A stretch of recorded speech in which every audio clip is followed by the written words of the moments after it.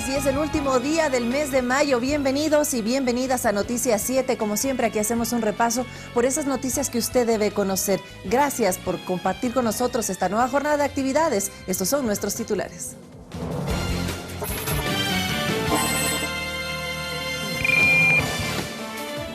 Inversionistas españoles inyectarán recursos en zonas afectadas por el terremoto. Desde el 1 de junio entra en vigencia la contribución de 2 puntos al valor agregado IVA. El gobierno trabaja en atención a las personas damnificadas en los albergues temporales en Esmeraldas y Manabí. Se cumplió el cambio de guardia de los granaderos de Tarqui. Al evento asistieron varias autoridades y como invitados especiales, inversionistas españoles que esperan inyectar recursos en las zonas afectadas por el terremoto.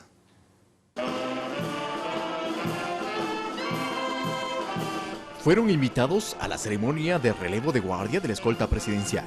Son representantes de firmas españolas del sector privado dedicadas al desarrollo urbanístico que llegaron al país para presentar propuestas encaminadas a invertir en las zonas afectadas por el terremoto del 16 de abril. Somos especialistas en planeamiento, en urbanismo y construcción con sistemas eficientes y luego también la derivada de desarrollo social. Traemos analizada o preanalizada una posible propuesta para, en un plazo muy corto, de menos de 6 meses, poder empezar a entregar primeras viviendas con infraestructuras asociadas. Primero buscan conocer en detalle la situación social, económica, jurídica y demás aspectos que se derivan de la emergencia, aunque ya cuentan con una propuesta previa sobre la base de la experiencia que han manejado en situaciones similares. Hemos trabajado en reconstrucción de otros países, incluso en España mismo, en el terremoto que hubo no hace demasiado años, hace 3 yo creo que fueron, ¿no? 3 o 4 años en Lorca, quedó muy afectada y destruida la ciudad y ahí tuvimos que intervenir, como la primera intervención que hicimos ahí fue allí. En las próximas horas se reunirán con Carlos Bernal, secretario técnico para la reconstrucción de Manabí y Esmeraldas. Aspiran a acordar los montos de inversión, pero tienen claro que el motor de recuperación es la misma mano de obra ecuatoriana. La mayor importancia que tiene la reconstrucción es que los propios profesionales ecuatorianos y los empresarios aprovechen para hacer un desarrollo y que nosotros apoyemos a las empresas, apoyemos a los técnicos y apoyemos a los urbanistas con nuestros conocimientos. Y a pesar de las condiciones difíciles que enfrenta el país, coinciden que es una oportunidad para corregir los errores en las construcciones que no cumplieron normas técnicas y que derivaron en una mayor afectación por el terremoto. Eduardo Córdoba, Ecuador TV. Mientras tanto, en Cuenca, artesanos manavitas comercializan sus dulces en la tradicional celebración del Corpus Christi. Esto como parte de la reactivación económica de las familias damnificadas por el desastre natural del pasado 16 de abril. Esta tradición se remonta a la época colonial. La Iglesia Católica recuerda la celebración del Corpus Christi o Cuerpo de Cristo. Son eventos litúrgicos que se realizan durante 8 días. Los priostes, en las afueras de la catedral, le dan color con los juegos pirotécnicos y la música. Y también había pues las ventas de estos tradicionales dulces, ¿no? Que no han variado mucho con el tiempo, ¿no? Porque tenemos pues, por ejemplo, las roscas enconfitadas, tenemos los suspiros. Es que la tradición gastronómica dulce de los cuencanos tiene en los 8 primeros días de junio su expresión máxima. Tenemos todo tipo de dulces, como es decirle lo que es la arepa, lo que es la rosca de yema, lo que es el suspiro. Bueno, infinidades de dulces, lo que son relámpagos, cachitos. ¿Ustedes de aquí mismo de Cuenca? Sí. Ajá. ¿Viene todos los años? Sí, todos los años. ¿Qué dulce es el que más le gusta? Los chocolates. Vengo a disfrutar de los dulces. ¿Lleva para la familia también? Para la familia, para que disfruten en casa. Pero la particularidad de este año es la participación de los artesanos manavitas. Ellos llegaron también a ofrecer sus dulces. Aseguran que las ventas son buenas. Nos ha ido bien, gracias a Dios, a la solidaridad de los cuencanos. Esto les ayuda a reactivar su economía, pero quieren hacerlo a largo plazo. Esperan que el sector comercial Azuayo acoja los diversos productos de Manabí, como la sal prieta, el café, el maní, los mariscos y demás. Estoy conversando con algunos negocios, como son, por ejemplo, almacenes donde venden cosas naturales y que nosotros podemos proveer. Entonces estamos viendo qué otro tipo de negocio podemos hacer a futuro. César Tacuri Pintimilla, Ecuador TV. Y atención a lo siguiente, porque mañana, miércoles 1 de junio, entra en vigencia la contribución de 2 puntos del impuesto al valor agregado, entre otros aportes que plantea la Ley de Solidaridad con las personas afectadas por la devastación que dejó el sismo de las provincias de Manabí y Esmeraldas. Ponce es propietario de un restaurante. Cuenta que ya tiene listo su sistema de facturación para este 1 de junio, fecha en la que se incrementa de manera temporal el IVA en 2 puntos, excepto para las provincias de Manabí y Esmeraldas. Estamos haciendo las pruebas debidas para no tener ningún inconveniente con los clientes. Tachar no, porque no se puede tachar. Poner al lado el número del 14%, indicando que estoy cobrando el 14%.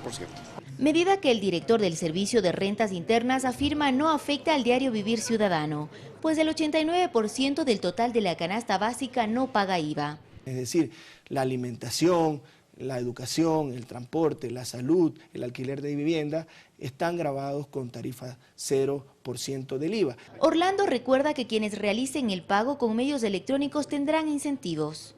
Aplicará una tarifa efectiva del 10% con dinero electrónico. En junio también se realizará el aporte solidario de un día de salario al mes de quienes ganen más de $1.000. Los recursos de esta ley están orientados exclusivamente a la atención de las afectaciones producidas por el desastre del 16 de abril. Las contribuciones por utilidades y patrimonio que indica la Ley de Solidaridad ya están en vigencia, pero su declaración y pago dependerá del reglamento que esta semana emitirá el SRI. Esta ley busca establecer primero los recursos, luego se generan incentivos, luego se establece un régimen excepcional de trabajo y finalmente también algunas reformas que permiten aplicar de mejor manera las contribuciones y los tributos que se establecen en esta ley.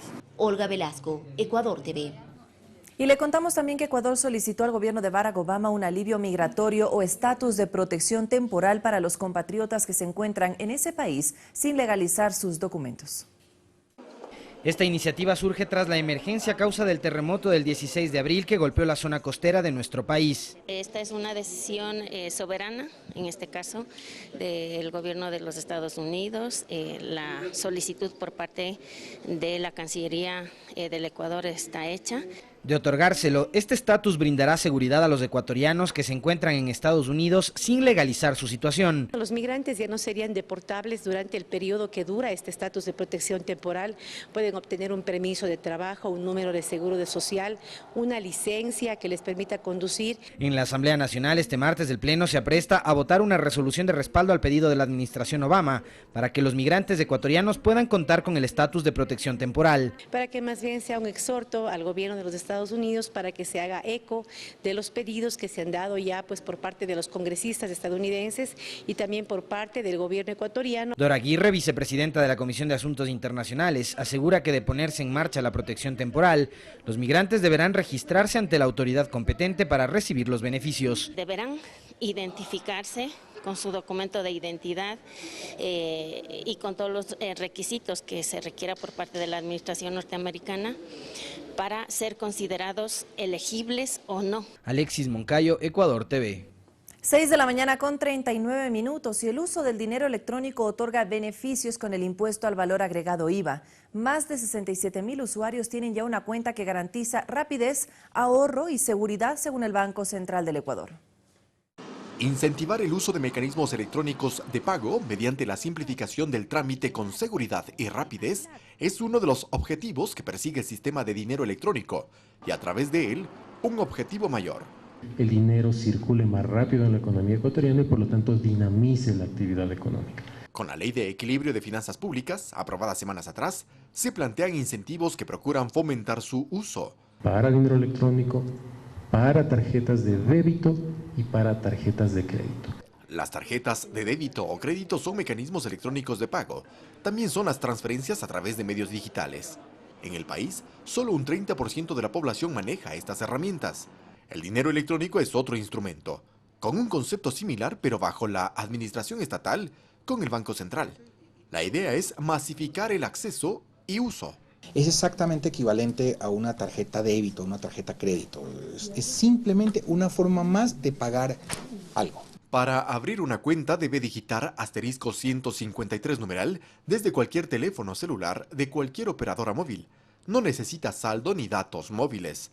Siga los pasos que le indica el sistema y a partir de allí puede acercarse a farmacias, bancos, supermercados y demás a recargar su cuenta con el dinero que usted posea. Si usted quiere tener saldo en su cuenta electrónica, tiene que depositar el valor equivalente en dinero físico. Es decir, si quiere aperturar o tener un saldo de $100, tiene que depositar los $100, se acreditan en dinero electrónico. Pueden consultarlo en la página web de Dinero Electrónico y está la lista completa de todos los sitios donde se pueden hacer cargas y descargas. No hay límite de ingreso de efectivo y las personas pueden mantener su cuenta con saldo cero.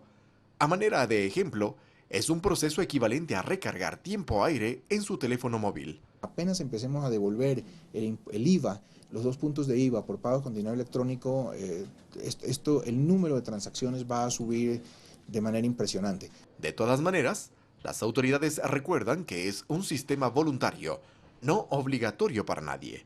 Eduardo Córdoba, Ecuador TV.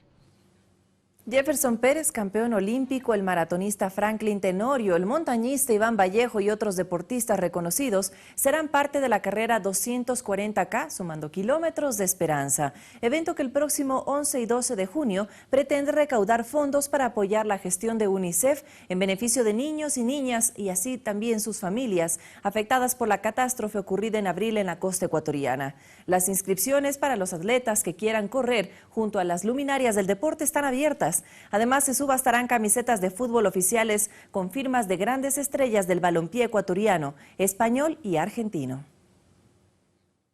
En los últimos años se implementó planes de austeridad con el objetivo de ahorrar dinero al Estado. Ahora los enlaces ciudadanos ya no serán financiados con recursos públicos, sino con aportes personales. Esto a pesar de que los gastos en estos rubros son menores a los que utilizan en publicidad municipios como los de Quito y Guayaquil. Aquí un detalle de esta información.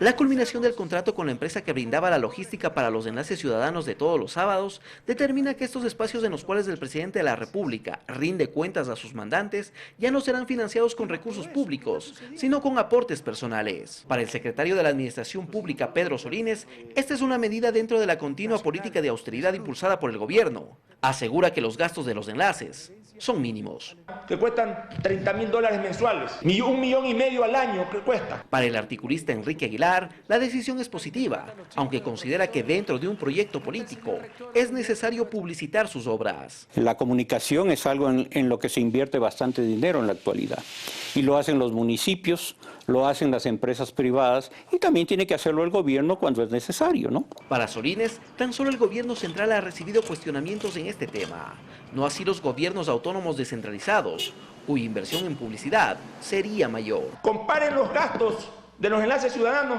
con los gastos del GAT de Guayaquil y del GAT de Quito. Dinero que por cierto también es público. En el portal de compras públicas se puede observar lo que el municipio porteño ha pautado durante este año en varias radios. Por ejemplo, Galáctica, $1,800.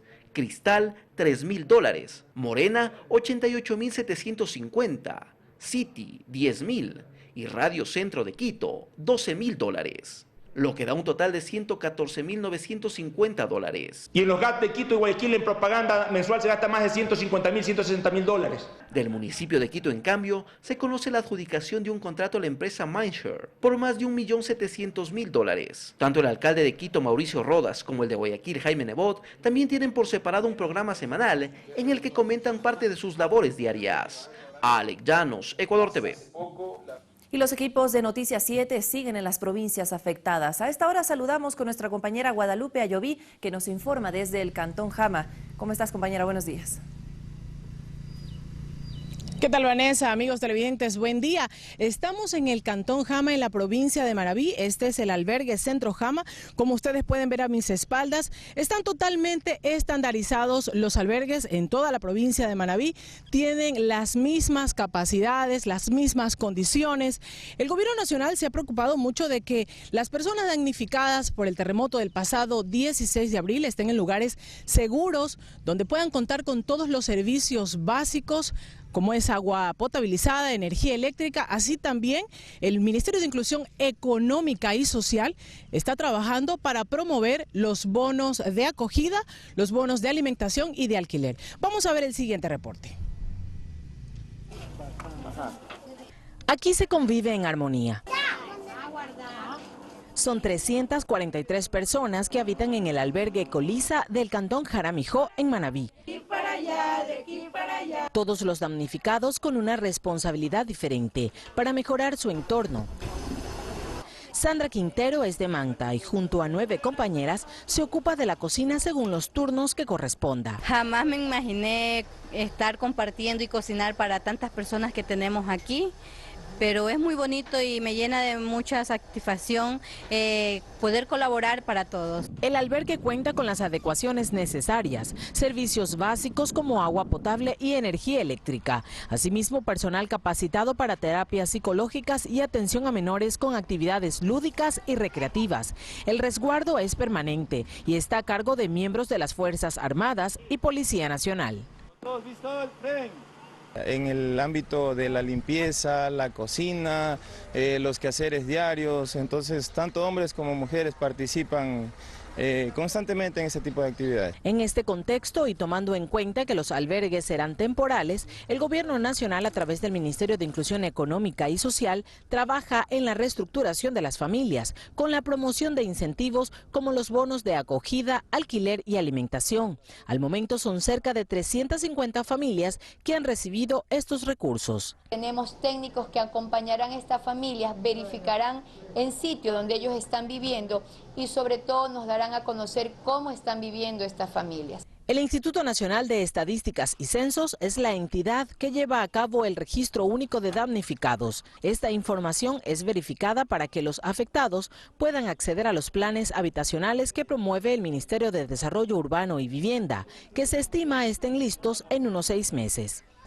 Si tuviéramos un retraso en 6 meses, esa familia no quedaría abandonada. El Gobierno Nacional siempre estará acompañándolos y buscará el mecanismo para que esta persona no es que va a volver a un albergue, se siga viendo el método para que se pueda pagar por 1 o 2 meses más el alquiler o la acogida de estos damnificados. Desde Jaramijó, Manabí, con imágenes de Javier Alarcón y Cristian Anastasio, Guadalupe Ayoví, Ecuador TV. Para quienes se conectan con nuestra señal informativa, estamos en el albergue Centro Jama.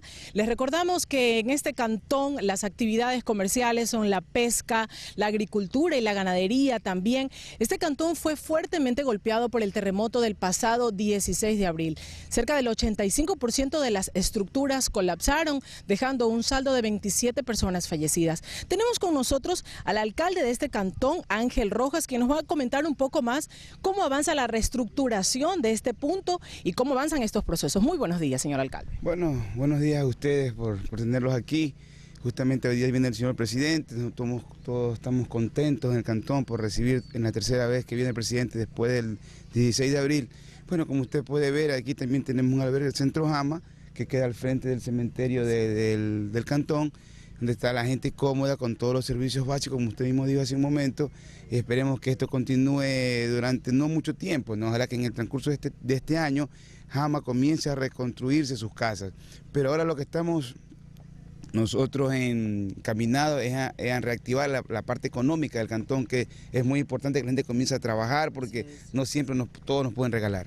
Me parece muy bien. Cuéntenos un poco cómo avanza el tema de la remoción de escombros, la demolición de estructuras. ¿En cuánto porcentaje ya se ha avanzado con esto? Bueno, mire, ya estamos trabajando, calculamos que en 2 semanas máximo terminamos todo lo que retirar los escombros de las casas que están totalmente destruidas. Esperamos que después de eso venga la reactivación económica en la cuestión de obra, lo que es la regeneración urbana del cantón. Exacto. Es la oportunidad que tenemos con la ayuda obviamente de Dios y el gobierno nacional, la prefectura y las ONG que nos están ayudando de hacer un nuevo Jama ya organizado con sus calles en línea recta. Sí lo tenemos, pero las manzanas ya bien hechas. En todo caso, sus calles también totalmente asfaltadas, aceras y bordillos también que están bastante destruidas, totalmente nuevas. Entonces, todo esto no lo podemos hacer solo las autoridades. Esta vez tenemos que estar todos unidos como una sola familia, como un solo puño, y que todas las autoridades, tanto concejales, tanto las diferentes instituciones del gobierno nacional, es que estemos juntos para sacar Jama adelante, que tanto necesita por vuestra familia, por vuestros hijos, por los niños, que es la generación que viene más atrás. En el tema de las viviendas, ¿ya se contemplan los planes habitacionales por parte del Ministerio de Desarrollo Urbano y Vivienda? ¿Cómo se va a manejar eso? Bueno, mire, estamos trabajando de la mano con ellos, aquí hay como 40 técnicos que trabajan también con los técnicos del municipio, levantando toda la información del cantón. Ellos van a hacer, como han revisado todo el cantón, tanto urbano como rural, ellos van a hacer la planificación de qué es lo que se debe hacer con Jama. Esas obras las va a hacer el gobierno nacional cogido de la mano con el municipio, pero no es que lo va a contratar el municipio, ojo. Y tal vez ni nuestras competencias las contratemos nosotros porque no tenemos capacidad de entrenamiento. Quizás todas las horas que vengan las va a contratar el gobierno nacional. Perfecto, muy bien. Bueno, también podemos comentarles, amigos televidentes, que hoy el presidente de la República cumple una extensa agenda y empieza justamente aquí en el albergue Centro Jama. ¿Cómo se va a manejar esto, señor alcalde? Bueno, la gente está muy contenta, feliz, porque aquí el presidente Correa siempre ha ganado casi con el 80% de aceptación. Siempre hemos estado en el primero o segundo puesto a nivel proporcional, porcentualmente, en lo que es la votación del Cantón Jama, que somos 24.275 habitantes, con una votación de 12.000 aproximadamente personas que votan. Entonces viene el presidente aquí y de aquí va al Matal, que es el lugar más afectado que tenemos en el cantón.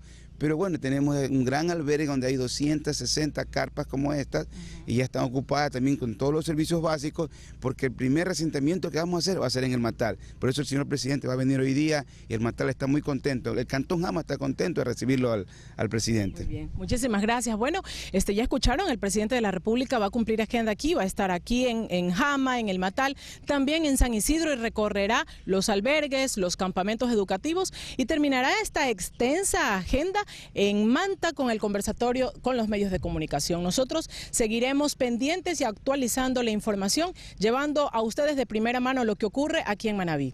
Buen día, Vanessa. Gracias, buen día para ti también, Guadalupe, y estaremos atentos a la agenda que cumpla el jefe de Estado en ese punto del territorio nacional. Y ahora revisemos qué pasa en el resto del planeta.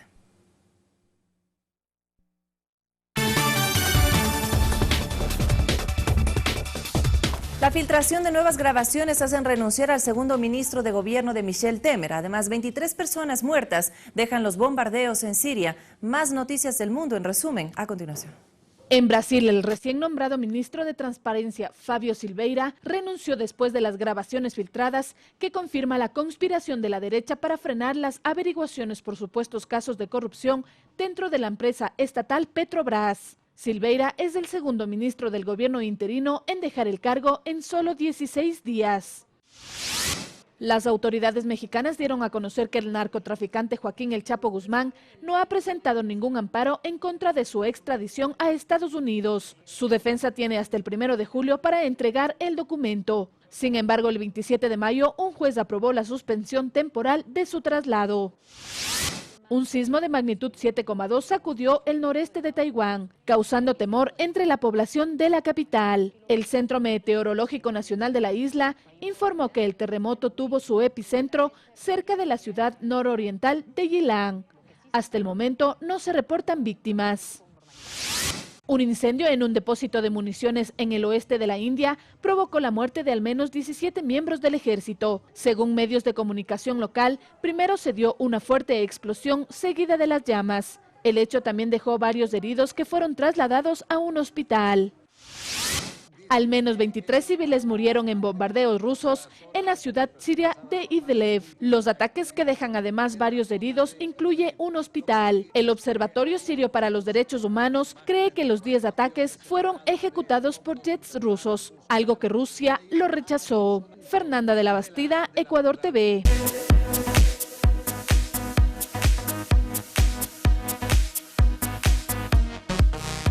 6 de la mañana con 54 minutos. Está con nosotros ya Diego Valencia y le queremos preguntar. Yo escuché ayer que ya no había entradas para el partido de Independiente del Valle contra Boca Juniors. Quedan muy pocas y solo para el espacio de las generales. Se dijo que de igual manera los primeros días alrededor de 10.000 entradas se vendieron durante el fin de semana. Así que si ustedes quieren conseguir una entrada, hoy es el día. Y a propósito también, no se dejen llevar por la reventa, porque también se manifestó en las últimas horas de que existe un precio exagerado. En todo caso, vamos a cambiar de tema e iniciar este espacio de deportes con la información de la selección ecuatoriana, porque está cubriendo sus últimos entrenamientos previo al último partido comprobatorio, también previo al inicio de su participación en la Copa América Centenario. Los Ángeles Galaxy será el próximo rival del equipo de Gustavo Quinteros. Aunque el nivel futbolístico de Ecuador no fue el óptimo ante Estados Unidos, el entrenador Gustavo Quinteros espera una amplia mejoría en el último partido de comprobación ante Los Ángeles Galaxy, el mismo que será el martes 31 de mayo, previo al debut en la Copa América Centenario ante Brasil. Para el equipo patrio, de quien se espera una alza en su nivel defensivo y ofensivo, Siempre será importante tener concentración durante los 90 minutos para no tener fallas que puedan complicar el planteamiento dispuesto por el cuerpo técnico. Es posible que ante el equipo que milita en la Major League Soccer, Gustavo Quinteros haga algunas variantes dentro del rol titular que actuó el miércoles anterior ante la selección norteamericana.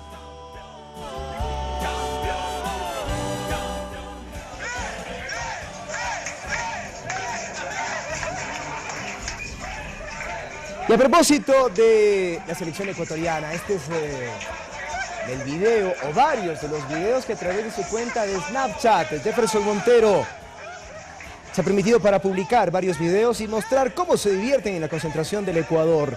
Los jugadores han vuelto a bailar, esta vez salsa choque.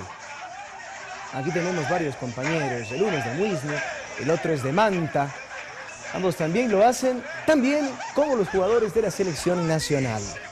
Así se divierten en la previa.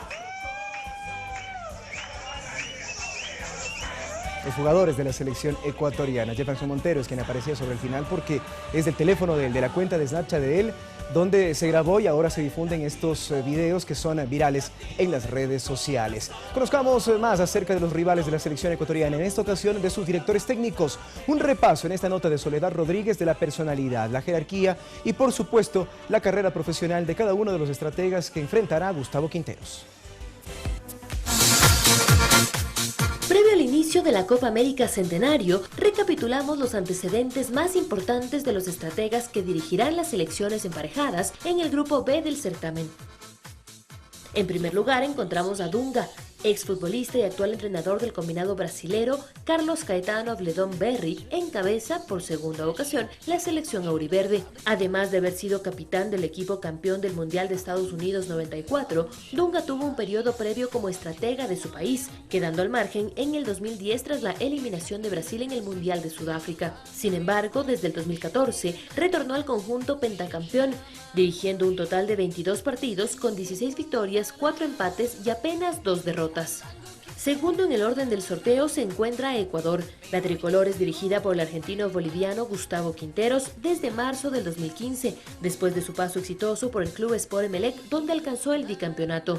El actual entrenador de nuestro país fue uno de los futbolistas naturalizados seleccionado por Bolivia en el Mundial de Estados Unidos, mientras que, como director técnico, alcanzó gran registro con los clubes del país del altiplano, así como con el bombillo de nuestro país, siendo 9 veces campeón de ligas locales. En la tri, Quinteros ha dirigido un total de 15 partidos, de esos ganó 7, empató 2 y perdió 6, con un rendimiento del 51%. Perú también es parte del Grupo B de la Copa América.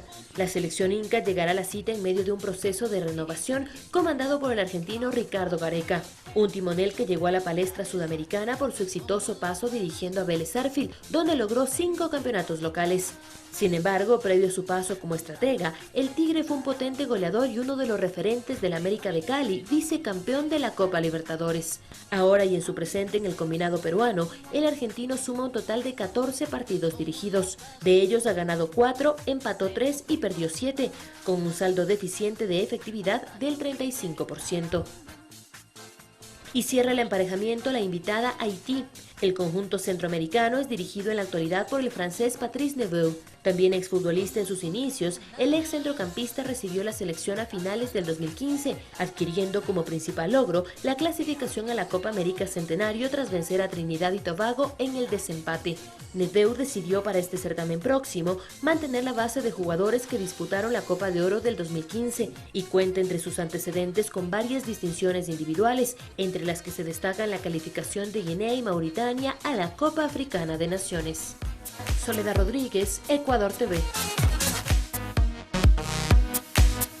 Muy bien, vamos a ir con más información ahora de otras selecciones que no precisamente son rivales de Ecuador, pero que captan la atención de todo el país futbolero y de todo el continente futbolero, sobre todo porque se trata de la Copa América Centenario en su edición especial, que se disputa en los Estados Unidos desde el próximo 3 de junio. Y el 6 de junio se van a enfrentar la selección de Argentina y la selección de Chile, que ya viajaron este fin de semana directamente hasta Estados Unidos para cubrir sus concentraciones. Uruguay lo hará mañana. Estas, entre otras novedades, las revisamos a continuación en una nota de Jefferson Abad. La selección de Argentina está en California, donde se entrena en el complejo Espartanos en Santa Clara. previo a su debut ante Chile el 6 de junio en la Copa América Centenario. Su capitán Lionel Messi no llegó con la plantilla y viajará a Barcelona, España, donde enfrentará el miércoles un juicio por evasión fiscal. Se espera que el viernes Lío se sume a la albiceleste. La selección chilena llegó a Los Ángeles, donde entrenará previo a su debut en la Copa América Centenario el 6 de junio frente a Argentina en San Francisco. La Roja disputará el miércoles un partido amistoso ante México, donde el estratega Juan Antonio Pizzi bosquejará el posible 11 abridor. Para el partido amistoso están descartados Eduardo Vargas y Eugenio Mena. La selección de Uruguay entrenó con la presencia de 19 jugadores en su predio en Montevideo. A la práctica se sumó el portero Fernando Muslera, quien llegó con el título de campeón en Turquía. La Celeste, dirigida por el maestro Oscar Washington Tavares, viajará el miércoles a Estados Unidos, donde debutará ante México el domingo 5 de junio en Phoenix. Hasta aquí la primera entrega de los deportes en Noticias 7, pero prometemos volver más adelante a las 7 de la mañana con 50 minutos. Tenemos mucha información aún, sobre todo de lo que está ocurriendo con la selección ecuatoriana en los Estados Unidos. Vivimos la previa del inicio de una nueva edición especial de la Copa América. Vanessa, un día repleto de deportes para ti. Muchísimas gracias a Diego Valencia, ya estará con nosotros más adelante. Tenemos que hacer una pausa, pero al regresar estará con nosotros Carlos Rabascal para construir pensamiento crítico. Quédese con nosotros, esto es Noticias 7.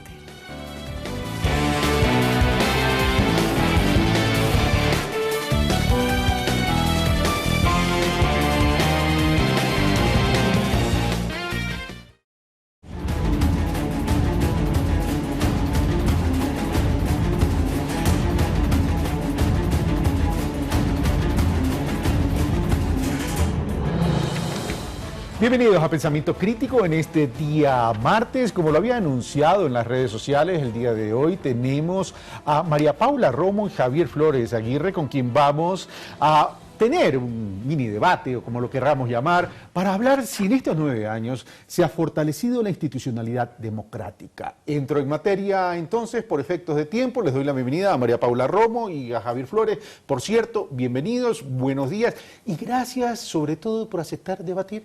Porque en el país parece mentira, pero hay muchos de lado y lado, que ya no aceptan debatir. Así que muchas gracias por eso. Comienzo. En estos 9 años, ¿cuál es la evaluación que hace María Paula Romo en cuanto a la institucionalidad democrática? ¿Se ha fortalecido? ¿Se ha debilitado? ¿Qué hay de novedades? Gracias, Carlos. Buenos días, Javier. Es un placer compartir una charla y nos hace bien el debate democrático en el país. ¿Qué ha pasado en estos 9 años en términos de institucionalidad? Yo creo que lo primero es un gran esfuerzo por construir, reconstruir institucionalidad democrática, porque también hay que decirlo, hace 10 años no estábamos en el mejor momento, no es que teníamos una institucionalidad pues impecable y que de pronto esta se ha venido abajo. Creo que pasamos por momentos distintos, que hubo un gran esfuerzo por construir instituciones claras, con reglas. Fíjese usted que había quienes decían la Constitución va a durar 300 años. Creo que esa era una señal de la necesidad que teníamos de estabilidad y de reglas claras. Aquí estamos 8 o 9 años después, la Constitución se ha cambiado en 20 puntos distintos y creo yo que la institucionalidad se ha, en términos, ¿no es cierto?, entendiendo la institucionalidad como reglas claras, la institucionalidad está en un estado de pobreza y de descomposición muy grave. 2 ejemplos cortitos. Estamos en este momento en el país debatiendo la probable llegada a la Asamblea Nacional de la 15ª reforma tributaria en 9 años. O sea, cambiar 15 veces en 9 años las reglas de juego. Para el inversionista, para el actor económico, para el pequeño, para el mediano, para el gran empresario, eso no le da certezas a nadie. Y otro pequeño ejemplo, además muy reciente, vivimos en un país en donde la justicia le dio 3 meses de prisión a Raúl Carrión por peculado y ayer le dio 4 años de prisión a Luisa Lozano, una conserje de una escuelita en Saraguro, por interrumpir una carretera hace un año. Gracias, María Paula. ¿Tu turno, Javier? Bueno, yo creo que debo coincidir en este punto con María Paula sin mucha dificultad. Creo que recordar el país que teníamos hace 10 años es importante. Hay indicadores bastante claros de cómo ese país estaba en términos institucionales. La mayoría de la gente no confiaba ni en la democracia, ni en el Congreso Nacional, ni en los partidos políticos. Algunos de esos indicadores han mejorado sustancialmente. Cierta confianza en las instituciones, tal como medida en el Latinobarómetro, ha mejorado sustancialmente, pero yo creo y destaco una cosa que encontré haciendo una pequeña investigación para esta conversación, sobre la escasa capacidad de las élites de llegar a acuerdos, y el hecho de que tú hayas empezado esta conversación hablando de la imposibilidad de generar un debate quiere decir que han habido cosas que se han mantenido como rémoras en nuestras prácticas políticas. Y creo que esa dificultad de llegar a acuerdos se manifiesta en tener que asumir un bando para poder entrar a una discusión y básicamente empezar a descalificar al otro en vez de discutir sus ideas para poder ser parte de la misma. Creo que eso es parte de una cultura política nefasta que lamentablemente las prácticas políticas, incluida la de este gobierno, no han hecho lo necesario por cambiar. Correa también forma parte de ese grupo de gente con un discurso confrontador, mucho más que conciliador, y demostrando una vez más esa escasa capacidad de nuestras élites, políticas en particular, pero en general, económicas. Uno podría mencionar cualquiera que tiene una incidencia en el poder político, va mucho más por su tajada que por llegar al bien común. Y eso ha sido una práctica lamentablemente nefasta, más allá de que yo también coincido, más allá de las eficiencias que acaba de notar María Paula, que creo que son en ese punto los dos ejemplos bastante claros. Creo que sí ha habido una mejora en algunos aspectos de la institucionalidad, una mayor eficiencia del Estado, un mayor control y seguimiento de políticas públicas de lo que antes había. Creo que, de acuerdo con estudios que, por ejemplo, hizo el Banco Interamericano de Desarrollo sobre políticas públicas, comparando en algún caso las de Brasil con las de Ecuador, encontraba que las de Ecuador eran unas políticas extraordinariamente endebles y que eran insostenibles para efectos de poder garantizar derechos a los ciudadanos. Gracias, Javier. ¿Coincides con Javier, María Paula? ¿Y en qué deberíamos entonces mejorar y cómo mejorarlo? Porque en este sentido de querer fortalecer la institucionalidad democrática, más allá de trabajar por una constitución que termina siendo letra y espíritu, el tema es aplicación y empoderamiento también ciudadano. Pero parecería que la ciudadanía también a veces nos alejamos del tema y como que tampoco es responsabilidad nuestra este fortalecimiento de la institucionalidad democrática. Sí, en efecto, creo que hemos pasado de un extremo al otro. Creo que hemos ido de un momento de ausencia del Estado a un momento de omnipresencia del Estado. O sea, pasamos de la total eficiencia, de la total ausencia, a un Estado que le dice cómo usted debe poner el titular del periódico. Es más, le manda diseñada la noticia y la portada. O sea, pasamos del un extremo al otro, de un Estado que no tenía políticas públicas sobre ciertos temas a un Estado que trata de regular la vida íntima de las personas. Creo que hemos ido del un extremo al otro en algunos casos y en muchos también que tienen que ver con las instituciones democráticas, una gran debilidad que le es funcional a alguien, porque creo que esto también hay que discutirlo. Y Javier ha dicho algo muy importante en estos minutos, ha dicho cuál es el nivel de compromiso de las élites, porque no solo tiene que ver con qué dice la Constitución o con qué dicen las leyes, sino que tanto estoy yo dispuesto a cumplir esas reglas y a someterme, porque finalmente para el poderoso la idea de las reglas o de las instituciones es un límite a su poder. Si es que no hay reglas, si es que no hay instituciones, si nadie me dice que hasta aquí puedo llegar, lo que yo tengo es un poder ilimitado, es un poder que puedo usar para cualquier cosa. Entonces, los griegos decían que una de las virtudes de la política es la continencia. Si tenemos élites incontinentes, si tenemos políticos incontinentes que no son capaces de contener su propia necesidad de ejercer el poder, pues entonces no es posible construir instituciones democráticas, no importa lo que pongamos en las normas legales, es que es una forma de comportamiento, pero una forma de comportamiento, insisto, que les sirve a alguien. Y lo que hemos visto en estos últimos años, sobre todo, es, por ejemplo, una relación incestuosa entre los órganos de control. ¿Cómo podemos tener instituciones democráticas sólidas si el llamado a controlarme es mi esposo, mi esposa, mi ex asesor, mi ex ministro? ¿Cómo se pueden construir instituciones democráticas con esa dinámica? Y más allá de eso, si es que no quiero ni siquiera entregar información, hay que recordar el capítulo en que el presidente de la República prohibió a sus ministros, los amenazó con destituirlos, si es que le entregaban información pública en el marco de la ley a los legisladores dentro de la Asamblea Nacional. Entonces creo que estos son como pequeños indicadores de cómo se piensa las instituciones, no para que sean reglas, control, contrapeso, sino para que sean funcionales al poder de turno, y lamentablemente este gobierno ha hecho lo mismo y en algunos casos lo ha exacerbado. Pero entonces estamos hablando ya del sistema político, Javier. ¿No estamos en un punto de quiebre o un punto de inflexión como hace 10 años de pronto, donde estamos discutiendo poder popular, gobierno en el pueblo versus poder representativo o democracia representativa?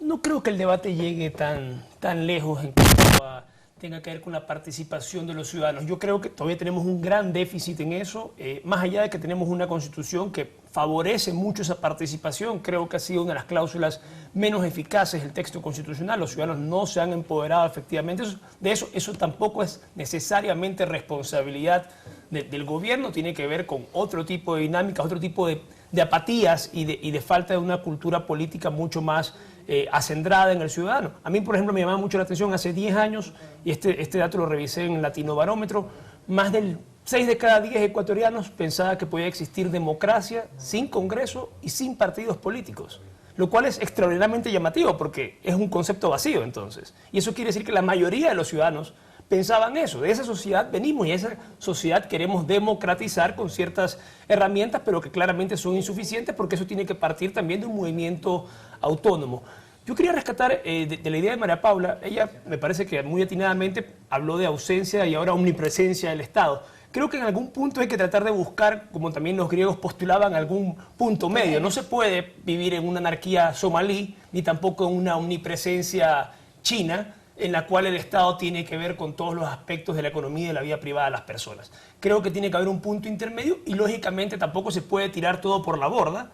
De estos 10 años han habido recuperaciones institucionales claves. Yo insisto en ciertos temas en los cuales hay un seguimiento de políticas públicas, hay una aspiración a la eficacia en la forma como el Estado se administra y eso es importante y relevante y hay que rescatarlo, hay que recuperarlo en lo que puede ser de bueno y hay que desecharlo en lo que ha sido de malo. Yo, por ejemplo, encuentro que este gobierno tiene un enorme déficit en temas de políticas públicas de carácter liberal. En lo que hace a lo que María Paula decía, no se puede meter el Estado en la vida privada de las personas. Creo que al mismo tiempo tiene que darle el espacio para que ellas tomen sus propias decisiones y todavía tenemos un gobierno, una sociedad en general, extraordinariamente conservadora que en ese sentido tiene una deuda con aspectos mucho más liberales que creo que harían a una vida mucho más respetuosa de las decisiones personales de los individuos. Y en eso el Estado todavía sigue bastante lejos. Y en lo que tiene que ver con políticas económicas o con políticas de producción, entonces se plantea una tercera vía, Estado hasta donde sea necesario, mercado hasta donde sea posible, pero yo le añado al tema y agrego el ingrediente sociedad, que es lo que estamos hablando, la necesidad de empoderar a la ciudadanía. Pero el tema es que cuando hablamos de Estado, hablamos prácticamente del gobierno central, como que también permitimos la ausencia de los gobiernos autónomos descentralizados, donde la política el día a día está más cercana a esas instancias de gobierno. Entonces, ¿no pasaría también por ahí? ¿No pasaría por fortalecer la vida política de las distintas localidades, territorios, regiones, a efectos de generar esos empoderamientos? Claro que pasa por ahí y yo añadiría no solamente a los gobiernos seccionales, sino a las otras formas organizativas que hay en un tejido social. Organizaciones no gubernamentales, ligas barriales, es decir, cualquier forma de organización de las personas, de los individuos o de los colectivos en una sociedad. Esto es vital, pero esto también ha sido profundamente lastimado. Ejemplo, el decreto 16. O sea, el decreto 16 y la intervención estatal en las organizaciones de sociedad civil ha sido un exceso y ha debilitado, ha impuesto unas dinámicas de temor.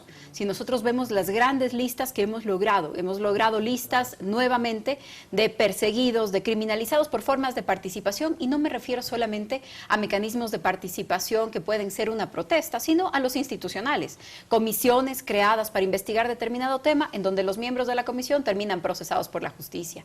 Entonces, hay un desincentivo, hay una forma de desanimar a la gente para participar, hay una idea de que la participación ciudadana pasa por la institucionalidad, que yo quiero hacer una veeduría y entonces necesito que alguien me la reconozca, que me dé un permiso, que tengo que inscribirme en algún lado.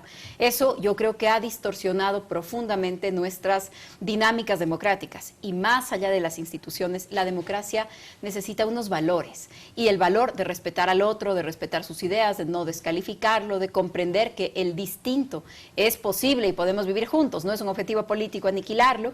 Creo que son valores que también hoy están ausentes y nos hace falta recuperarlos. La sensatez, el sentido común, el equilibrio, el respeto por el otro, que es todo lo contrario de lo que se ha convertido este debate político en donde el uno tiene que terminar con el otro. Esto no es bueno para la democracia. Yo diferencio y quiero hacer una diferencia entre lo que es la corporativización de la participación ciudadana y la institucionalidad de la participación ciudadana. Por una participación ciudadana sin necesidad de ir a registro se puede fortalecer en términos institucionales, es decir, porque es la fortaleza de sus valores, porque es la fortaleza de su acceso a la participación, etcétera, etcétera. Pero aquí también tenemos una línea muy sensible que se ha discutido a partir de estos temas que María Paula acaba de tratar y de agregar al análisis y al debate político, es que mi derecho a opinar, a expresarme, a observar, también conlleva una responsabilidad. Y ahí viene también un tipo de manejo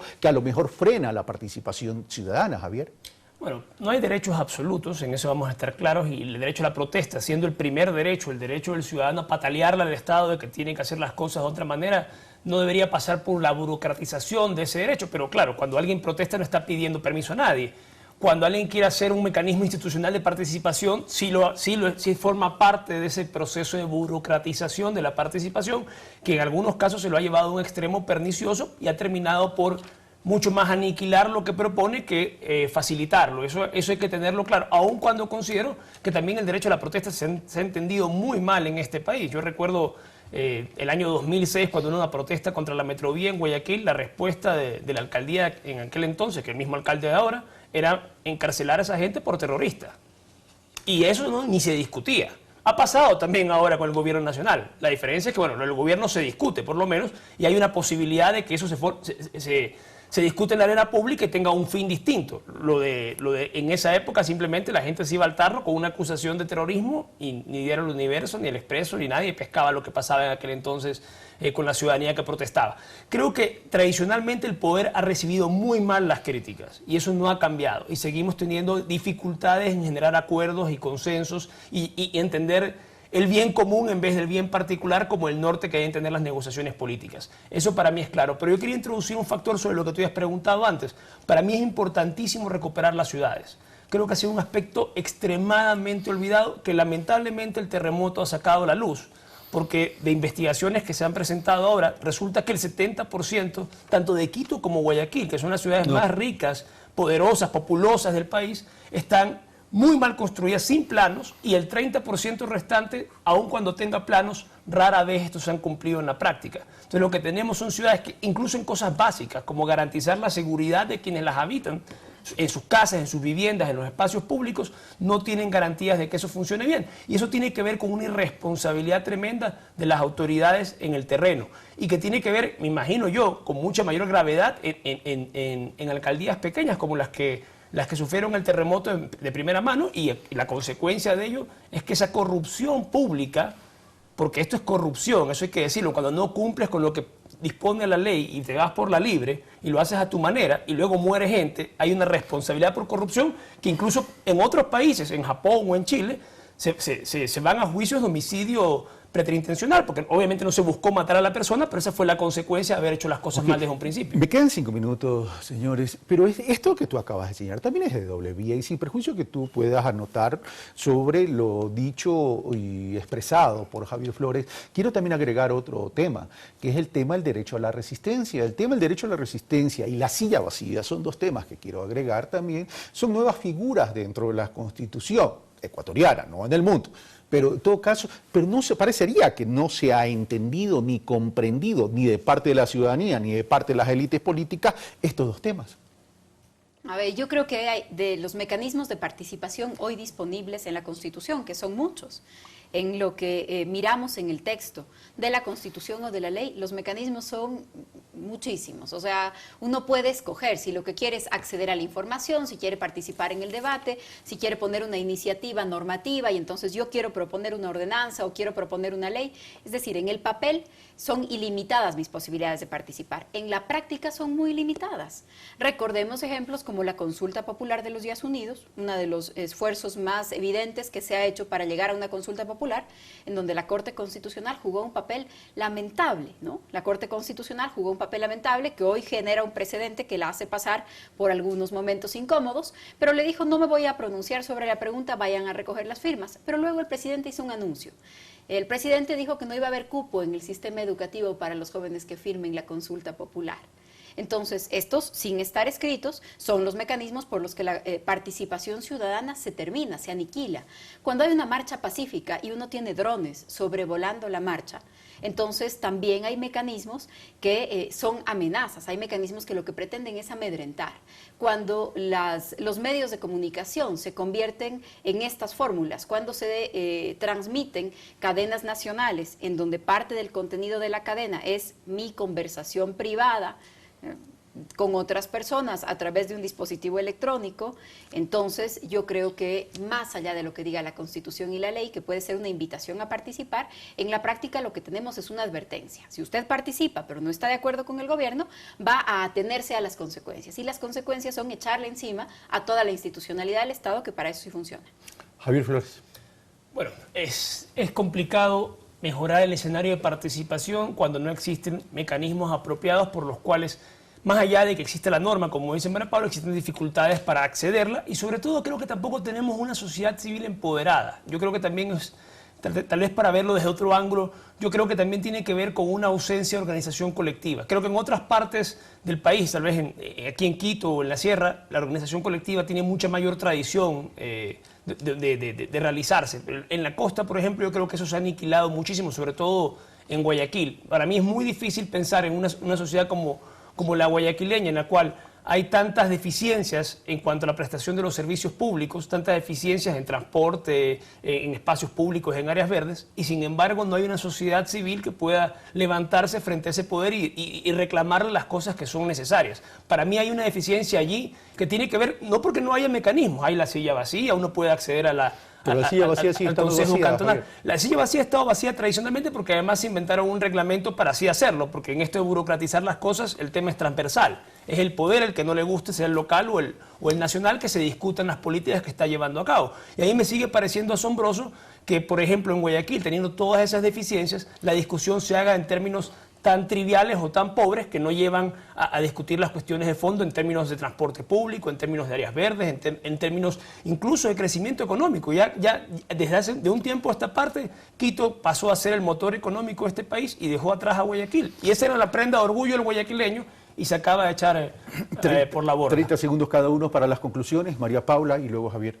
Creo que estamos en un momento de gran debilidad de la institucionalidad democrática y que hay que vencer no solamente la tarea de construirla, de reconstruirla, sino algunos temores que se han generado alrededor de eso, pero que es momento de retomarlo. No hay crecimiento económico posible sin instituciones democráticas, no hay proyecto político si nos proponen llevarnos hacia allá a patadas. Hay unas normas mínimas de convivencia y unas reglas para ponerle límites al poder que en el Ecuador necesitamos recordar. Gracias, María Paula Romo. Javier Flores. Yo creo que entre todas las deficiencias, y hablo en esto en general, de ciudades y de gobierno nacional, han habido también puntos positivos. En estos 10 años se ha fortalecido algunos aspectos, se ha fortalecido la ejecución de las políticas públicas, su seguimiento, su evaluación.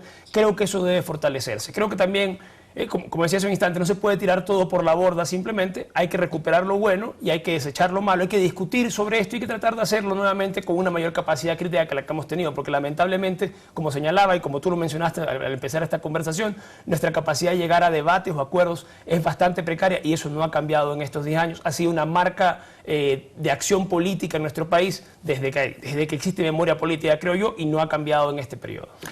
Javier Flores, María Paula Romo, muchas gracias, amigos televidentes.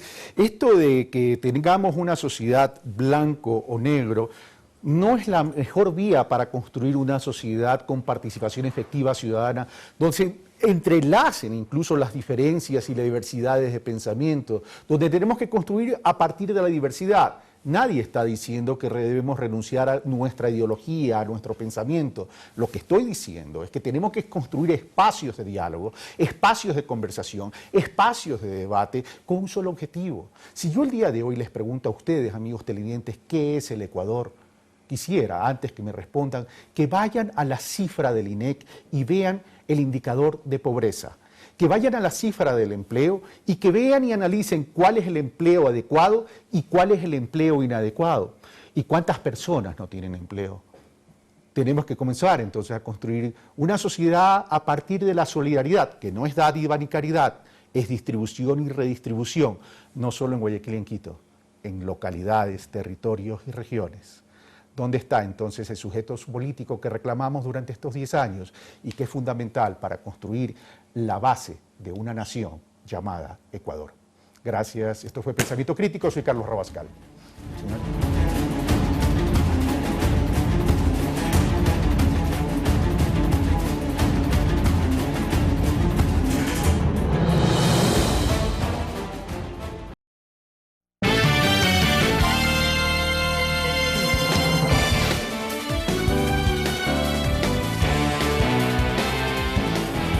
Martes 31 de mayo y hoy es el Día Internacional de la Leche y también el Día Internacional Sin Humo. Es momento de hacer conciencia de lo que consumimos, de lo que es bueno y de lo que es malo. Bienvenidas y bienvenidos, esto es Noticias 7.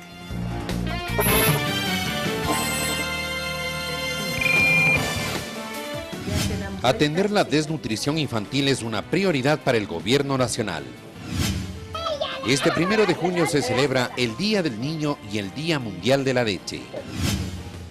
Hoy se celebra el Día Mundial sin Tabaco para sensibilizar los peligros para la salud al consumir este producto.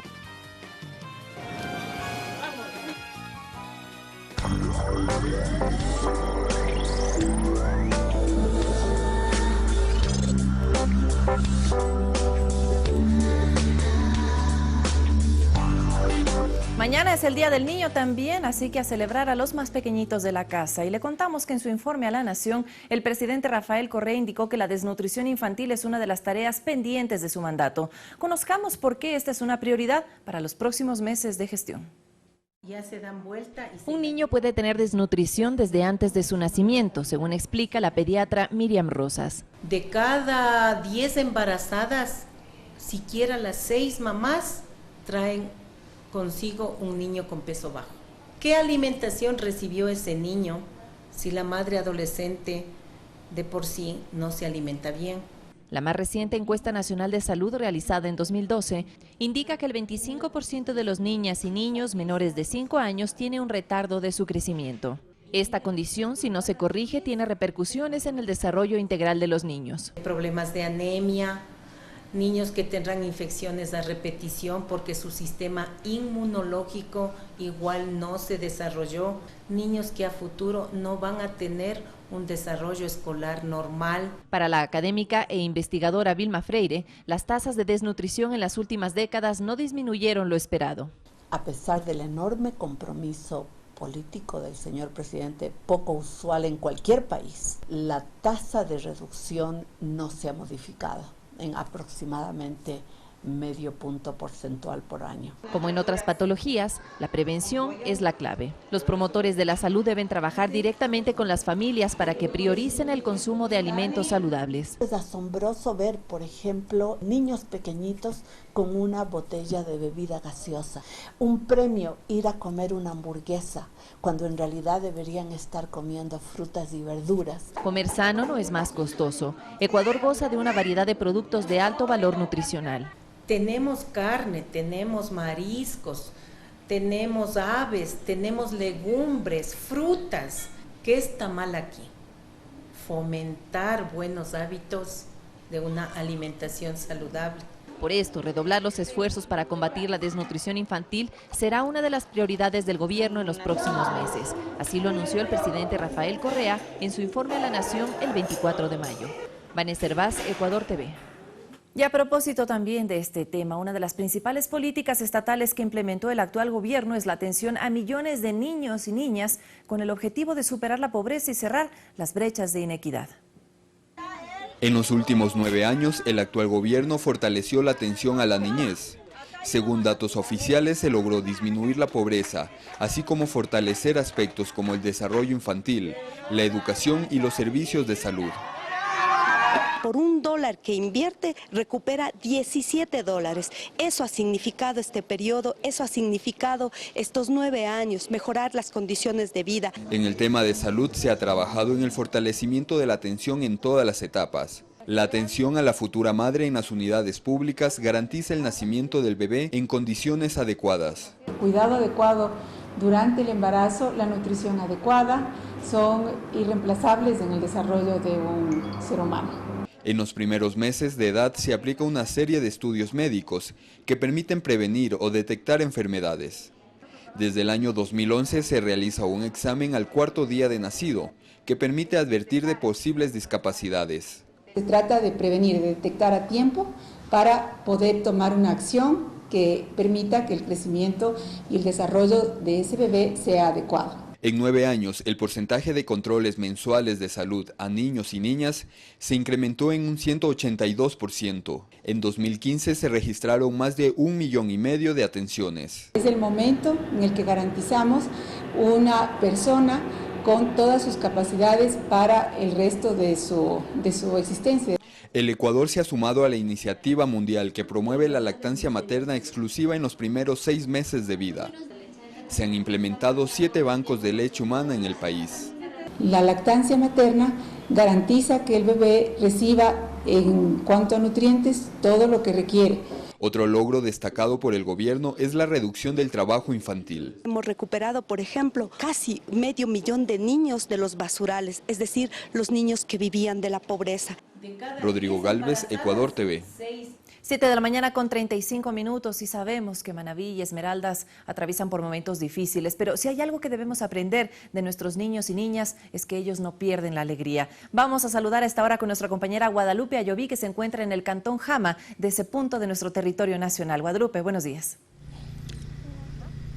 ¿Qué tal, Vanessa? Amigos televidentes de Ecuador TV, seguimos actualizando información aquí desde el Cantón Jama y a mis espaldas están unos niños maravillosos que están aquí en este albergue del Centro Jama. Saluden a las cámaras que todo el Ecuador las está viendo.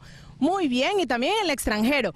Les contamos que mañana es el Día del Niño, el Día Internacional del Niño.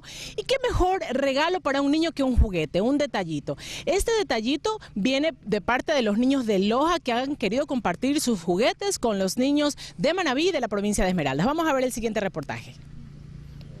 A través de la campaña EQ 911 Te Divierte, el Centro Zonal de Loja impulsa la recolección de juguetes que serán trasladados hasta las provincias de Manabí y Esmeraldas y entregados a los infantes que sufrieron las consecuencias del fatal terremoto del 16 de abril. Mateo Torres, de la escuela Punto de Partida, participa muy emocionado. Puse también que quería que mi amiguita, a la cual voy a enviar mi amiguita, se sienta feliz, que no pierda la esperanza y que los problemas que tengamos sociales nos ayudan a ser mucho más fuertes. Esta experiencia, a decir de la maestra Ana Castillo, les enseña, entre otras cosas, a ser bondadosos y solidarios. Fue muy motivante y el hecho de saber que va a ir destinada a los niños que en realidad sufrieron esta desgracia, pues los motivó aún más para poder hacerlo. Johan Coronel Peñafiel, jefe del Centro Operativo Local del EQ 911 Loja y Zamora Chinchipe, nos cuenta que la campaña de recolección termina este 31 de mayo. Luego los juguetes serán trasladados hasta el EQ 911 de Quito. Queremos que por lo menos con un granito de arena ahora en el Día del Niño poderles compartir un momento en coordinación con nuestra Dirección General, que es quien organiza este evento. Marixa Castillo, Ecuador TV. Continuamos informando. Aquí en el albergue Centro Jama hay aproximadamente 47 niños que pueden disfrutar de actividades lúdicas y recreativas.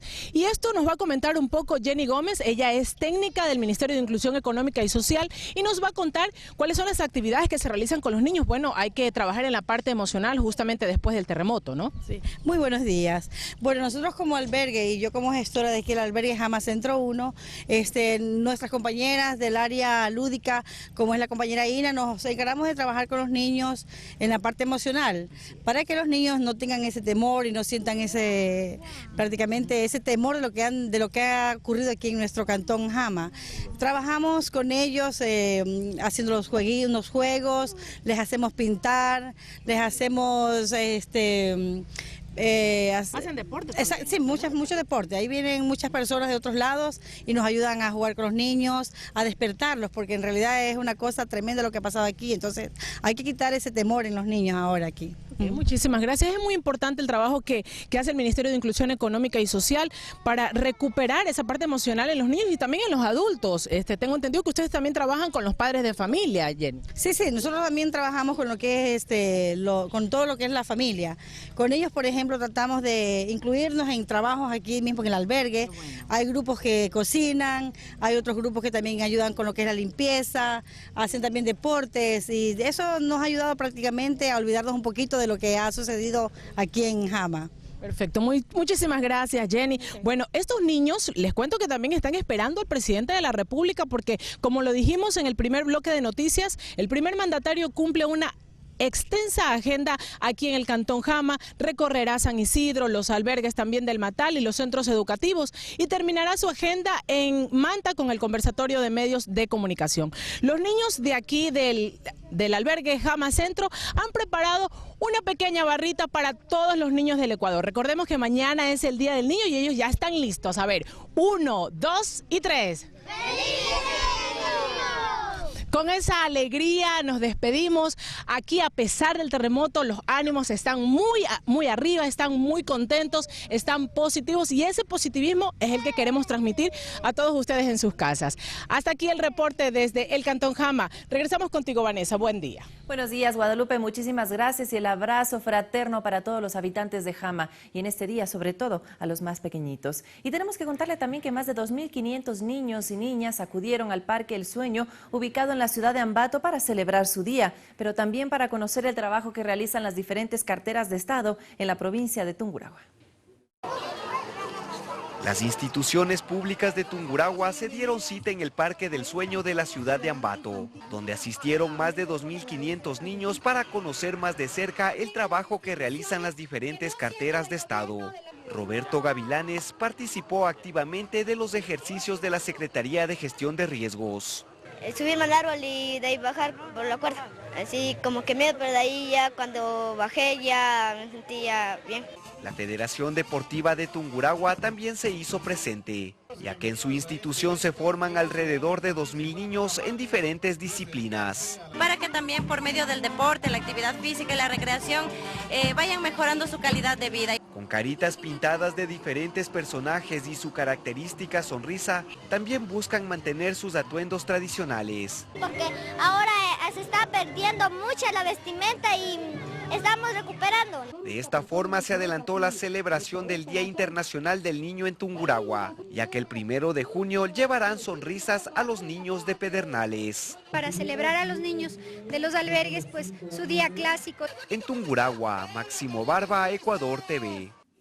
Pero este 1 de junio también se conmemora el Día Mundial de la Leche. En nuestro país, en promedio, una persona ingiere un vaso de este producto por día, según indica el director del Centro de la Industria Láctea del Ecuador. ¿Qué tan beneficioso es este producto, este alimento para nuestra salud? Se lo contamos a continuación. La humanidad consume lácteos desde hace 12.000 años según los registros más antiguos de la época de Persia, explica Rafael Vizcarra, director del Centro de la Industria Láctea del Ecuador. La leche es un producto de diseño natural perfecto. Desde hace varios años atrás ya la Organización de las Naciones Unidas, la FAO y la Organización Mundial de la Salud han decidido nombrar el 1 de junio de cada año el Día Internacional de la Leche. En el mundo, más de 6.000 millones de personas consumen leche y sus derivados según la Organización de Naciones Unidas para la Alimentación y la Agricultura FAO. Un estudio realizado en 2015 indica que Irlanda, Australia, Reino Unido, Letonia y España son los 5 países en el mundo que tienen mayor consumo de leche por habitante. En América Latina, Uruguay lidera el consumo de este producto.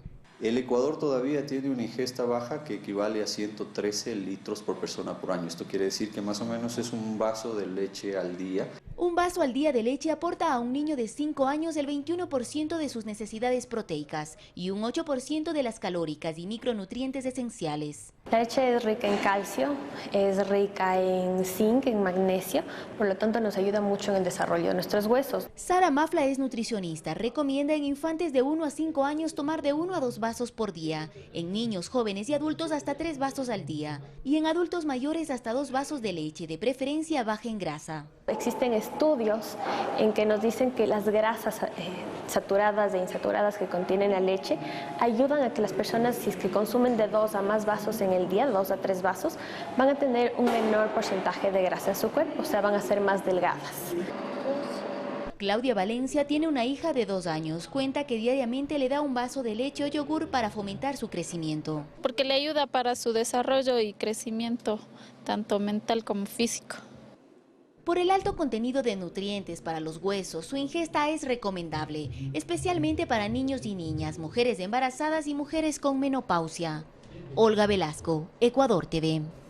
Y después de estos consejos para nuestra salud, revisamos otra información que se genera en las Islas Galápagos. Allá el Consejo de Gobierno de las Islas construye helipuertos en las islas habitadas de esa provincia para facilitar la operación de los helicópteros que prestan el servicio de ambulancias aéreas. Le contamos más a continuación. Los helipuertos son construidos principalmente para facilitar el traslado aéreo de pacientes graves entre las islas habitadas de Galápagos, debido a que anteriormente se los debía evacuar en lanchas, lo que en muchas ocasiones agravaba la condición del paciente. La población de Puerto Velasco Ibarra, en la isla Floriana, ayuda a la construcción de su helipuerto. La población se ha comprometido en ayudarles a los 22 obreros que tenemos aquí, obreros, técnicos, ingenieros. Turísticamente nos va a beneficiar, también nos va a beneficiar a las personas que hacemos agricultura, ganadería en la parte alta. El helipuerto de la isla Floriana está en plena construcción, mientras que el de la isla Santa Cruz está a punto de entrar en operaciones. Las ambulancias aéreas que trasladan pacientes interislas son 2 helicópteros Bell de la Armada Nacional. Si la emergencia no puede ser atendida en las islas, el paciente es evacuado desde Galápagos hasta Guayaquil en otra ambulancia aérea, un avión Super King. Porque imagínense, si se llega a tener un evento fortuito a alguna persona, trasladarlo desde Floriana hasta Santa Cruz y de aquí al continente, en el caso de que sea necesario, es un tema muy complejo. Un helicóptero vendría a solucionar todo este problema y a garantizar de que se salven más vidas. Las 3 aeronaves fueron repotenciadas y equipadas a un costo de $8 millones. Los helicópteros forman parte del sistema de ambulancias aéreas que el gobierno mantiene aquí en la región insular. En Galápagos, Diego Añasco, Ecuador TV.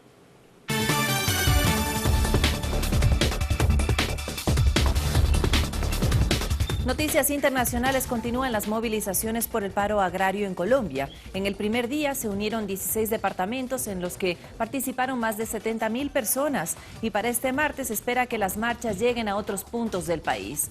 Este grupo asegura que el paro será indefinido hasta que el gobierno se siente con las comunidades y dé soluciones concretas a sus condiciones. La filtración de nuevas grabaciones hacen renunciar al segundo ministro de gobierno de Michel Temer. Además, 23 personas fallecidas dejan los bombardeos en Siria. Más noticias en resumen a continuación. En Brasil, el recién nombrado ministro de Transparencia, Fábio Silveira, renunció después de las grabaciones filtradas que confirma la conspiración de la derecha para frenar las averiguaciones por supuestos casos de corrupción dentro de la empresa estatal Petrobras. Silveira es el segundo ministro del gobierno interino en dejar el cargo en solo 16 días. Las autoridades mexicanas dieron a conocer que el narcotraficante Joaquín El Chapo Guzmán no ha presentado ningún amparo en contra de su extradición a Estados Unidos. Su defensa tiene hasta el 1 de julio para entregar el documento. Sin embargo, el 27 de mayo, un juez aprobó la suspensión temporal de su traslado. Miles de personas han sido evacuadas de sus hogares debido a las fuertes lluvias en Francia. El temporal también obligó a la organización del Abierto de tenis a cancelar todos los partidos de este lunes. En las últimas horas han caído 91 litros por metro cuadrado de lluvias. Al menos 23 civiles murieron en bombardeos rusos en la ciudad siria de Idlib. Los ataques, que dejan además varios heridos, incluye un hospital. El Observatorio Sirio para los Derechos Humanos cree que los 10 ataques fueron ejecutados por jets rusos, algo que Rusia lo rechazó. Un reparador sufrió graves heridas después de haber sido tragado por una escalera mecánica en el noroeste de China. El accidente tuvo lugar fuera de un supermercado en Beibei, distrito de la ciudad. Un medio local difundió las imágenes de los bomberos tratando de desmantelar la escalera y liberando al hombre. Fernanda de la Bastida, Ecuador TV.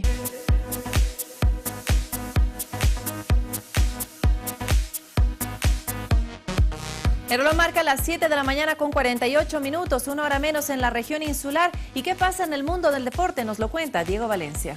Muchas gracias, Vanessa. A mi izquierda se encuentra Valentí San Juan. Él es un español que no está de paso en el Ecuador porque va a ser parte activa de la carrera 240K que está organizando la UNICEF, y como invitado especial para esta competencia tiene mucho que contarnos. Pero yo quiero preguntarte sobre todo, Valentín, ¿quién eres? ¿Y quién y qué te animó para ser parte de esta competencia que busca beneficiar a los damnificados por el terremoto, tanto de Manabí como de Esmeraldas en el Ecuador? Bienvenido, buenos días, ¿cómo estás? ¿Qué tal? Buenos días. Pues básicamente yo me dedico a correr carreras por todo el mundo, carreras de larga distancia, a veces de 700, 800, 1000, 1500 kilómetros, y hace unas semanas, cuando hubo el terremoto, me contactó Millán Ludeña. Millán Ludeña, efectivamente, que es nuestro referente de todo este tipo de competencias de ultramaratón, de largo aliento. Estuvo recién en la Antártida, en la Antártida 100, corriendo 100 kilómetros en temperaturas extremas. Sí, me contó la experiencia, me contó cómo fue todo. Yo le conocí a él hace 2 años en Maratón de Sables, en una etapa que íbamos corriendo los dos bastante tocados. Me paró un momento con la cámara, un saludo para Ecuador, un saludo para Ecuador. Ahí lo mandamos y desde entonces ha habido muy buena relación. Y me llamó para decirme esto, que había habido el terremoto, que la situación era muy complicada y que si podía venir a ayudar, a intentar dar visibilidad, dado que en redes sociales me sigue mucha gente, y para conseguir recaudar el máximo número de dólares posibles para intentar reconstruir el país. Tal vez lo más importante no es tener muchos inscritos en esta carrera, ¿no? Porque es de largo aliento, son 240 kilómetros entre Manabí y Esmeraldas, entre Manta y Pedernales, de lo que comprendo. Sí, son 240 kilómetros, lo que pasa es que todo el mundo puede participar, dado que estará dividido en postas de 10 kilómetros durante 24 horas, así que cualquier persona que trotando, corriendo, incluso andando puede hacer estos de 10 kilómetros, se puede inscribir, pero como decías, lo más importante no es solo los inscritos a esta carrera, sino todas las donaciones que se pueden conseguir tanto a través de tarjeta de crédito como de transferencia en www.240kunicef.org, tanto a través de estas donaciones como también a través de subastas. Se subastan camisetas de equipos como Manchester United, Fútbol Club Barcelona, de aquí pero también de España, River Plate, camisetas firmadas, camisetas de la selección, con lo cual no solo la gente que se inscriba, que al final será un número limitado, sino toda la posibilidad de gente que pueda donar o participar en esas subastas irán directamente a UNICEF Ecuador para los niños y para la reconstrucción de las zonas más afectadas. Nos gustaría, por favor, que pongan en caracteres nuestros compañeros encargados de esto la dirección que acabas de detallar: www.240k.unicef.org. Efectivamente. Esa es la dirección a la que ustedes deben ingresar e informarse mejor de cómo pueden realizar sus donaciones. Allí está, 240kunicef.org. Valentín, ¿qué tienen como denominador común tú, Millán Ludeña, Jefferson Pérez, Iván Vallejo, José Francisco Ceballos, María Teresa Guerrero, entre otros, que serán parte de este evento entre el próximo 11 y 12 de junio? Digo, aparte de la acción solidaria, porque tú que vienes de España, seguramente estos otros deportistas que estarán ese día corriendo conjuntamente con la gente, ¿qué los mueve? Al final yo creo que el deporte es una cosa muy bonita, es una cosa que nos ha dado mucho, que nos ha enseñado mucho también en las carreras de larga distancia. En mi caso, te das cuenta que hay momentos donde desfalleces, hay momentos donde te vienes abajo, momentos donde no puedes más, deportistas como ellos que han tenido que sacrificar muchas cosas, y creo que hay momentos que hay que devolverle al deporte y al pueblo y a la gente todo lo que el deporte y la gente mismo con su apoyo nos ha dado, ¿no? Y en este caso creo que lo que hemos aprendido a través del deporte, de este esfuerzo, de que hay que seguir, de que apretar. Millán lo decía al día de la presentación de la rueda de prensa en UNICEF, esto no va a ser una reconstrucción de un día, ni de una semana, ni de un mes. Y tampoco un apoyo que se pueda resolver en los primeros días, ¿no? Esto tiene que mantenerse durante meses. Imagínense la vida que está sosteniendo en este momento las personas en los albergues, otros que ni siquiera forman parte de estos planes. Es una situación extrema. ¿Cómo extrema será la prueba de 240 kilómetros que va a tener Valentín San Juan y todos los invitados especiales a este evento deportivo? Has dicho algo muy importante y me quedo precisamente con esa frase: devolverle un poco a la gente lo que nos ha brindado en la práctica deportiva. Valentín, tú estás en el Ecuador ¿desde cuándo? Prácticamente una semana. ¿Y cómo has percibido las circunstancias en las que se están moviendo todos aquellos que ahora son damnificados producto del embate de la naturaleza? Pues han sido situaciones duras. Durante estos días he estado recorriendo estos 240 kilómetros, como comentabas, desde Manta hasta Pedernales, con lo cual estas imágenes que se van viendo, pues niños, jóvenes, adultos, gente anciana, vinieron a recibirme, a darme ánimos y apoyo, lo cual es hasta cierto punto incluso contradictorio, porque uno viene aquí pensando, bueno, vine a ayudar, y te das cuenta que en esos kilómetros, cuando vas más tocado por el sol, por el calor, etcétera, pues es la propia gente que quizá han perdido sus casas, sus familiares, sus hijos, que vienen a darte su aliento, a darte ánimos, a darte su fuerza, y en esos momentos es muy reconfortante, porque te das cuenta que en fin, que aquí cada uno en un momento determinado puede necesitar de esa ayuda que ahora son estas familias que la necesitan, con lo cual, como comentabas, todos estos deportistas, todos estos personajes del mundo de la televisión, del mundo mediático, pues tenemos no solo la obligación, sino también la voluntad y muchas ganas en nuestros corazones de poder devolver esa ayuda. Muy bien. ¿Hincha del Real Madrid o del Barcelona? Barcelona.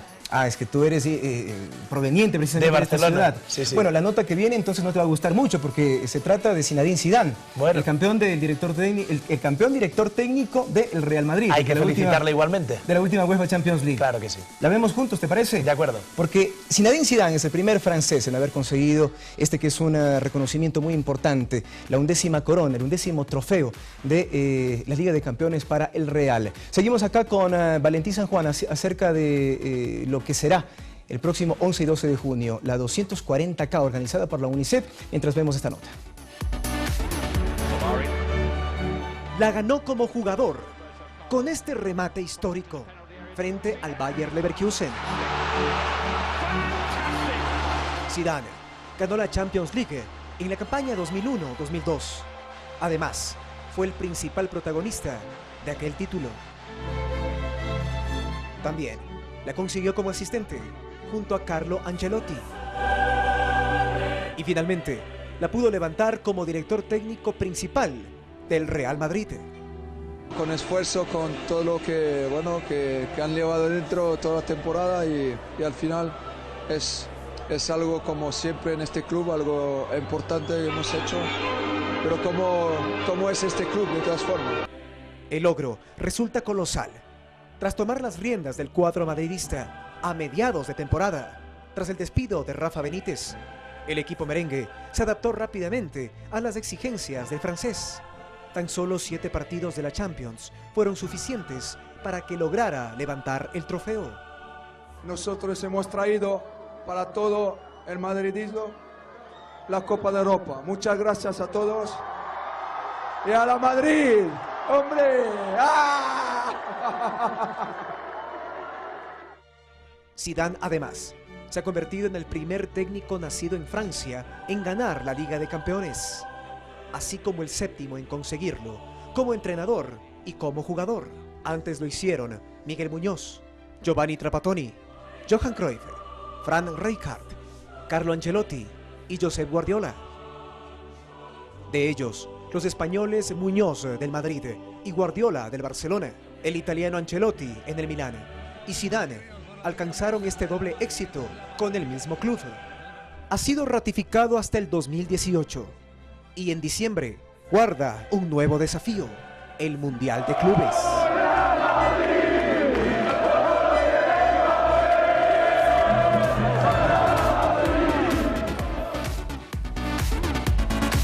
No le ha gustado mucho la nota a Valentín, porque como él ya lo dijo, es hincha de Barcelona. Él proviene de esta ciudad, él es español. Estará con nosotros el próximo 11 y 12 de junio en la 240K organizada por la UNICEF. Una carrera que se realizará entre Manta y Pedernales, entre Manabí y Esmeraldas, dividida en 24 postas de 10 kilómetros cada una. Una auténtica fiesta deportiva. En la parte final te dejo para que puedas invitar a todos y todas para poder ser parte de esta reunión tan especial, de la que tú serás parte, de la que Jefferson Pérez será parte, Iván Vallejo, Franklin Tenorio, José Francisco Ceballos, María Teresa Guerrero, entre otras personalidades del mundo del deporte acá en nuestro país. De hecho, solo un pequeño comentario. Yo esta carrera la hice de seguido, estos 240 kilómetros durante estos pasados 4 días, y básicamente mi cometido aquí era correrla en estos 4 días, porque el día 11 y 12 yo no estaré aquí. Perdón la interrupción, las imágenes que estábamos mirando hace rato eran de ti corriendo en Los podemos poner nuevamente para que la gente pueda mirar un poquito, un pedacito del recorrido de Valentí San Juan en las calles manavitas, también esmeraldeñas. Decías, estos días, más bien estos días previos a la carrera te han servido para promocionar la misma. Sí, efectivamente, yo he recorrido estos 240 kilómetros durante estos pasados 4 días, 60 kilómetros diarios, y la idea era eso, recorrer el terreno, conocer a la gente, ver a las familias, intentar pasar por los albergues a animar un poco a los niños y darse un poco de cuenta de cómo estaba el país, las zonas más afectadas, y poder enseñar un poco a todo el mundo, a la gente que me sigue, cómo realmente hacen falta estos donativos, estas subastas, todo el apoyo que sea posible para intentar reconstruir todo esto. Con lo cual, el día 11 y 12 yo mando todos los ánimos a la gente que participe, a los deportistas, a la gente que todavía no se haya inscrito, que lo haga ya, pero el día 11 y 12 yo no podré estar aquí, con lo cual por eso hice la carrera antes. Tenemos 3 segundos. ¿Qué te llevas del Ecuador? Me llevo a ánimos, me llevo ganas, me llevo a gente fuerte que, a pesar de haberlo perdido todo, tiene ganas, fuerza y actitud para seguir adelante y para construir un nuevo país. Muchas gracias por haber estado aquí, Valentí. Un placer, muchas Buen viaje de retorno. Gracias por haber estado aquí. Señores y señores, muchísimas gracias. Sigue Vanessa Hervás, por supuesto, con la despedida. Un abrazo para todos. Muchísimas gracias a Diego Valencia y también esas iniciativas ciudadanas que nos motivan a seguir adelante. Bien por nuestras provincias, por Manabí, por Esmeraldas, porque Ecuador está listo y solidario. Ya viene Café TV y a las 14 horas nuevamente Noticias 7. Excelente martes para todos y para todas.